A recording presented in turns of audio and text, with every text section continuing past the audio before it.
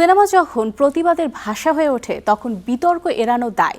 Berlin চলচ্চিত্র উৎসবের এবারের আসর শেষ হলেও থামেনি রাজনৈতিক বিতর্ক।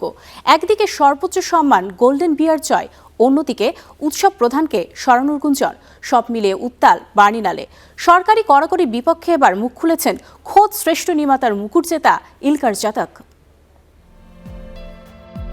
তুর্কি বংশোদ্ভূত জার্মান নির্মাতা ইলকার চাতাকের সিনেমা ইয়েলো লেটার্স এবার বার্লিন চলচ্চিত্র উৎসবের সর্বোচ্চ সম্মান গোল্ডেন বিয়ার জিতে নিয়েছে।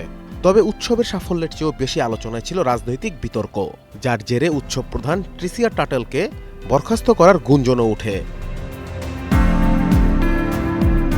বিতর্কের মূলে ছিল বিশ্ব রাজনীতি ও ফিলিস্তিন ইস্যু। একদল নির্মাতার সোচ্চার অবস্থান দমানোর চেষ্টা করায় সমালোচনার মুখে পড়েন উৎসব প্রধান। শোনা যাচ্ছিল তাকে অব্যাহতি দিচ্ছে জার্মানির সংস্কৃতি মন্ত্রণালয়। তবে শেষ পর্যন্ত তাকে শপথে বহাল রেখে জুড়ে দেওয়া হয়েছে নতুন কিছু আচরণবিধি। একটি নিরপেক্ষ বোর্ডের সুপারিশে বলা হয়েছে, ভবিষ্যৎ বিতর্ক এড়াতে কর্মীদের বিশেষ প্রশিক্ষণ ও একটি স্বাধীন উপদেষ্টা ফোরাম গঠন করতে হবে। তবে সরকারের এমন হস্তক্ষেপে কড়া সমালোচনা করেছেন গোল্ডেন বিয়ার জয়ী নির্মাতা ইলকার চাতাক। বার্লিনালের মতো আন্তর্জাতিক উৎসব যা মুক্ত শিল্পের জন্য নিবেদিত, সেখানে কোনো প্রকার বাইরের নির্দেশ বা সুপারিশ আসা উচিত নয়।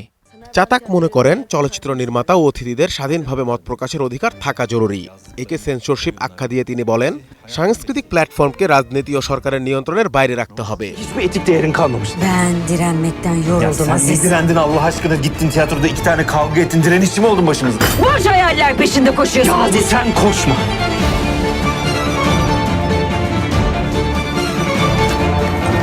যদি উৎসব প্রধানকে বরখাস্ত করা হতো তবে তিনি ভবিষ্যতে আর কখনোই বার্লিনালেতে সিনেমা জমা দিতেন না। শিল্পের স্বাধীনতায় তার এমন অনড় অবস্থান এখন বিশ্ব সিনেমা অঙ্গনে নতুন আলোচনার জন্ম দিয়েছে। Ne dedik? Anas Imran, star entertainment.